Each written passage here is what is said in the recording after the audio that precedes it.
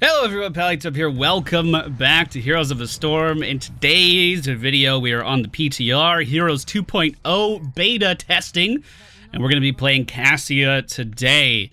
I started a custom game full of friends and viewers. Thank you all for coming in and helping me out. I very much appreciate it. Spin in the mid. Might as well, right?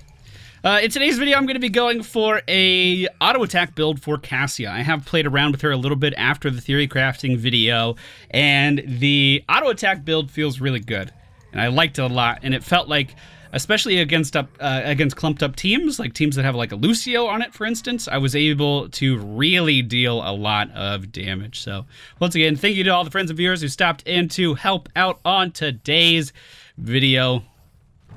Very much appreciated. Now I'm going to head up to my lane. So at level 1, we did go for charge strikes. This is a 20-second cooldown. Activate to increase basic attack damage by 25% and cause basic attacks to bounce to nearby heroes for the next 8 seconds. So 20-second cooldown on an 8-second buff. That sounds pretty good to me. Now this is basically like Fury of the Storm, the level 20 talent that a lot of heroes have. The generic one. Basically like that, but prioritizes heroes instead of interacting with minions. Now, I do feel like her auto attacks might be a little off. Like the attack move just doesn't quite feel right sometimes. Maybe I just don't have her range down quite yet, but I don't know. We'll see. Our Q ability is Lightning Fury. We are going to throw a spear forward. If it impacts on a target, it will then split off in 2 other directions, dealing damage to those enemies as well. Pretty strong ability for sure. That should be a kill there. Beautiful. Took a little bit of damage to do that, but that's okay. Our W ability is Blinding Light. Now this is a skill shot blind on a ranged assassin. Very unique thing in this game. We haven't seen any other instances of that as far as I know. And we also deal 15% increased damage to these blinded targets. So we're buffing our damage with charge strikes at level 1. And then on these targets that we do blind, like this Li Ming right here, we are going to be dealing increased damage as well. So it's actually a really cool way to get that damage out and to actually have a pretty big impact on the course of... Oh, that hurts. That hurts. Get him off me. Thank you. Pretty large impact on the course of a fight, course of a match. And then our E ability is Fend. This is really high risk, but I would say decent reward. I was gonna say high reward. I think it's just decent. It does allow us to gap close a little bit in this circle. We're gonna dive in towards a target and then start to poke our javelin a million times. There are some quests that really benefit this talent, although we did not go for them in this particular video. At level 4, I am going to go for the Plate of the Whale. Now, we could get some decent healing out of Ring of Leech, but I feel like I'm going to... Actually, they don't have a lot of auto attackers. Maybe we'll go Ring of Leech, because I don't think our trade is going to come into play too much here, actually. So what this is going to do is whenever we auto attack someone that's blinded, whenever we deal damage to them, we can heal off of them as well. So it becomes really important that we do land that blind. I do believe it works off of minions as well. Is that correct? Yeah, so just damage to blinded enemies can be used on minions as well. Oh, too far forward, team.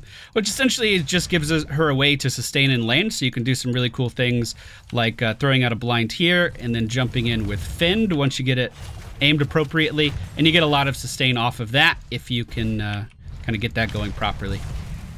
All right, looks like we're being flanked by another Amazon. That just won't do.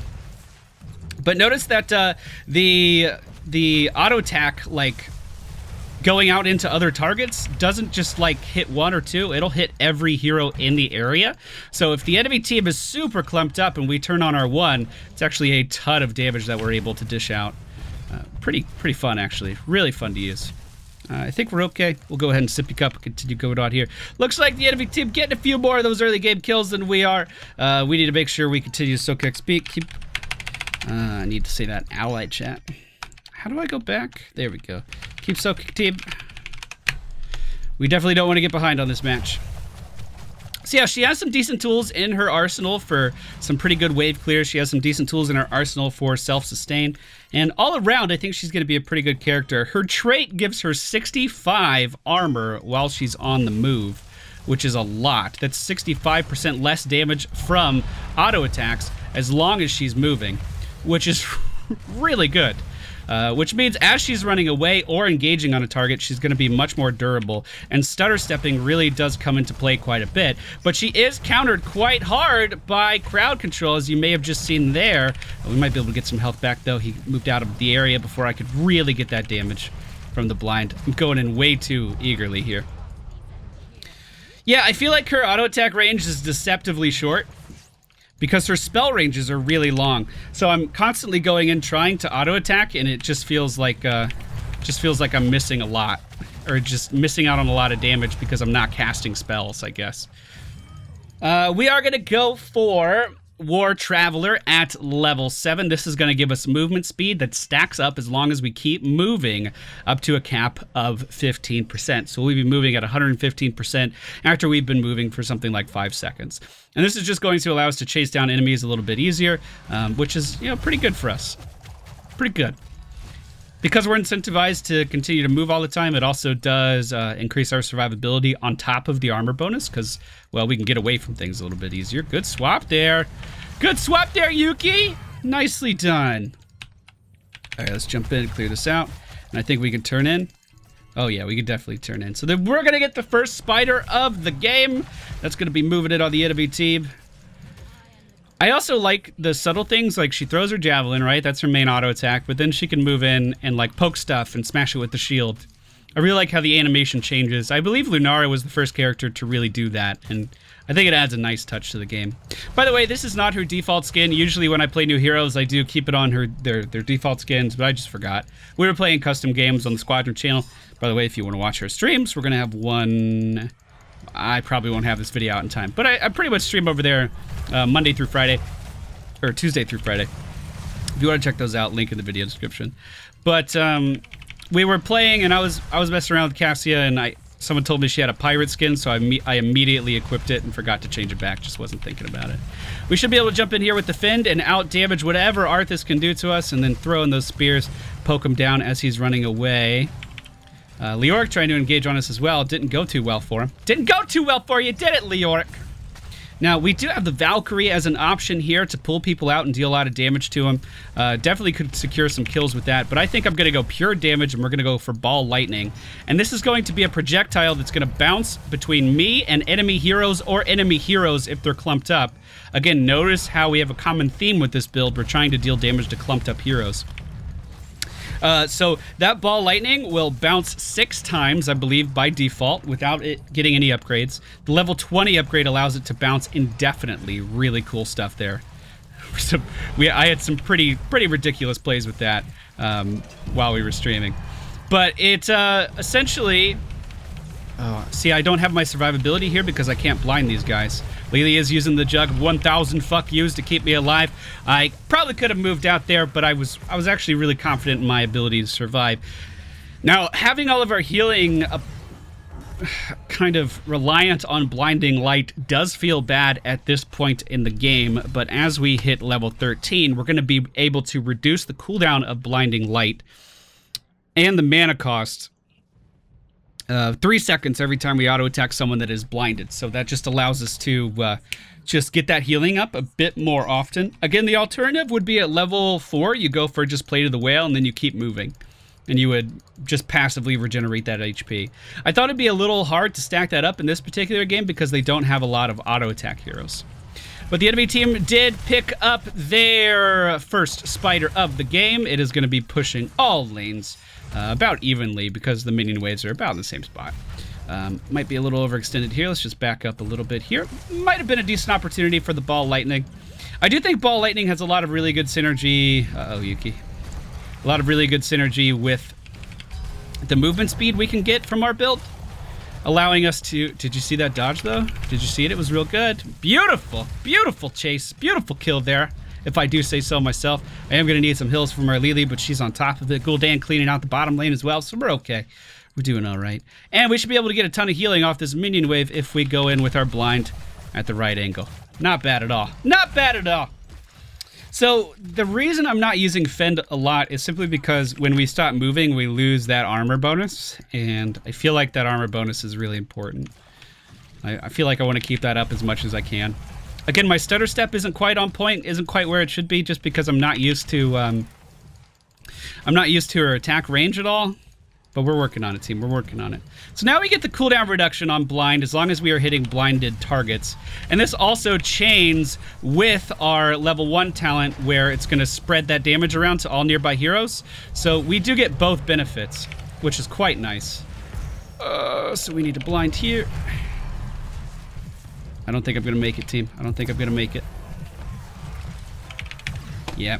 Maybe I could have gotten 1 or 2 more auto attacks in there, but I don't think it would have been enough to actually secure any kills. The ball of lightning did jump around a little bit, and I'm pretty happy with our damage output here. Li Ming is keeping up quite nicely, but she's playing a pretty mean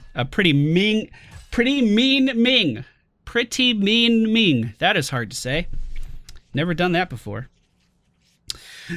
Looks like the buildings are going to even up for both teams here as we are about to lose our bottom fort. Maybe it'll survive one more minion wave, but with Arthas pushing it, I don't think it's going to go too much further. Arthas did go for Army of the Dead, so he's not going to be turning that off or anything.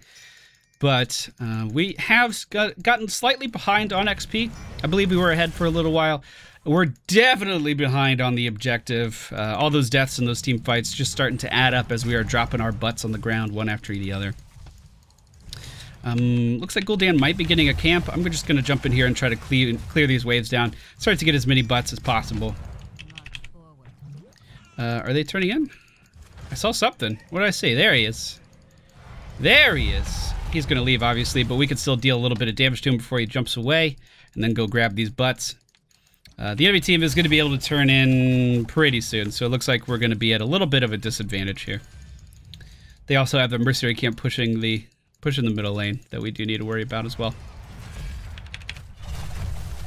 So, the cooldown reduction for the blind also works on minions as well.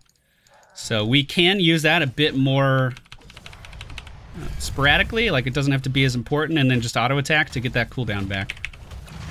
Keep in mind, we do deal bonus damage on blinded targets as well. So there's really not a lot of downsides to it. If Leoric wants to sit here and trade, we are more than happy to oblige him. We'll go ahead and turn on our attack cleave and just look at how much damage we were doing there, team. Just look. Now, unfortunately, I'm silenced by everything in the world, and Lily couldn't heal me because she was silenced, so unfortunately that was pretty short-lived. Johanna not going to be able to get out of there either, and Gul'dan was not ready in the fight, so we are going to start to get picked apart once again. Just got a group more. The enemy team just wiped most of us, just wiped all of us. Nope, looks like a few of us got out. But they are going to be able to turn in, and that's going to be 2 free keeps, 2 free forts for them. So it's going to be a pretty big XP lead there. Okay, okay team, we can do it, don't worry. We just need to stop going in outnumbered, because they're rotating really well, and we're not. We're just not doing that. The Entomb should be off cooldown still, so we're relatively okay. The enemy team's Cassia looks like she went for a Q build. She did. All right. Everyone is together. What kind of a ghoulish Daniel do we have? Corruption build. So yeah, he should definitely want everyone to be grouping up on the enemy team. Okay. So this is cleared out, no problem. We're gonna lose some forts. We already knew that though.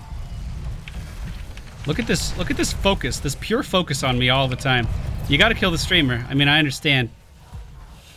All right, looks like we pulled him off. The ball lightning did a little bit of damage in there as well. I'm gonna go the safe way and try to regroup with our team. We are outnumbered. Lily Jug 1,000 fuck yous is keeping everyone alive quite well. And we can kind of re-engage here a little bit. Just deal some of that damage. Turn back on our cleave. Try to just knock out as much AoE damage on these guys as possible while we can. Unfortunately, it looks like tides are turning, leaving starting to get reset, so that means we need to back the fuck out. Now, as far as disables, stunned, rooted, or slowed, we have potentially 2 slows on our team, 3 slows on our team, so we will go for martial law. That'll increase our auto attack damage sometimes, not all the time. Cassia wants to trade in on me. She can. I feel like I win that. Once again, caught in the Entomb. Come on! Every Entomb! You can use that on other people too! I genuinely have no way of getting out of that though, so it's a pretty smart target. Potentially, if there was a minion wave around, I could jump to the minion and maybe get out of that. I'm trying to think of other ways we might be able to actually get out of that. I think that's it. I think we would just have to gap close with our E onto a minion. So he is isolating me really well. We managed to keep all of our keeps alive. We're on the same talent tier. We can still come back. We can still come back. Alright, I'm coming in on that. Again, pretty happy with our damage output here. Even though I have been focused a lot, still pretty happy. I'm just gonna have to stick with the team a little harder. Oh, is that a good swap? Almost. Almost. We definitely need to focus on trying to turn in here. If they're initiating, we can go ahead and throw out our blind and then engage really hard, throw on our cleave, throw out the lightning orb. That's going to be a dead Cassia for the enemy team. Now, unfortunately, oh, beautiful swap. I was going to say, unfortunately, didn't get as much of a bounce with that lightning orb as I would have hoped, but that worked out really well. Team chat, team chat, team chat, team chat, boss. There we go. Come on, come on, come on, come on, come on. We got 40 seconds. Let's get this pushing. They're not coming up. They're not coming. Oh, we got to start it before they turn in anyway. Okay. All right, I started. I can tank this more effectively, I think, just by moving around. Johanna looks like she's going back to turn in the rest of the butts, or she's clearing the wave or something. I don't really know. I'm going to go turn in my butts right now. Hopefully they don't rotate up and kill me, which is actually a possibility here. A high possibility. All right, we're okay. Then I'm going to heal off the minion wave. All right, so that's going to push. That's great. That's great news. We want that pushing. That's going to be fantastic. And the boss is going to be able to get a lot of work done with a spider queen right behind it. So that's great news. That Arthas skin looks incredible. He's like covered in snow. That looks fantastic. Good swap. Here's the lightning orb. We're going to get that bouncing here, and both people he swapped immediately taken down. Oh god, that silence does so much damage. Lily does have the jug going right now, though. We're going to try to blind Arthas here and then spread that damage around. Beautiful! Look at all this cleaving damage that we're doing. We managed to wipe the entirety of the enemy team. Go for the core! I think we got it, actually. We got 50 seconds. I think we got it. I think we got it. So ball lightning, level 20, it's gonna bounce indefinitely, which basically means if we can use our speed from level 7 to keep up with targets, it's going to stay attached to them, and it looks like we won the game here. GG. Really nice turnaround there. Really nice turnaround there. All right, thank you, friends and viewers, for stopping in and helping me with today's video. I need to get a little bit more hero damage out here just so I can get in front of that leaving. That was fun. That was a close game, actually. I'm surprised. We just got a really good engage there at the end. It worked out quite nicely. Good boss call on my part, if I do say so myself. The talents I used in today's video: Charge Strikes, Ring of the Leech. I used this because they didn't have a lot of auto attackers on their team that can easily stack up the passive healing one. War Traveler level 7, Ball Lightning level 10, Seraph's Hymn at 13, so we can get the cooldown reduction on that blind, which accompanies our Ring of the Leech really nicely as well. Then we went for a martial law because we had a decent amount of slows on our team, and then infinite lightning, which would make that ball bounce like crazy and also give us cooldown reduction on the ball lightning as well, level 20. Thank you all for stopping by. Hope you guys enjoyed today's video. Hit the thumbs up button, and I will see you all next time.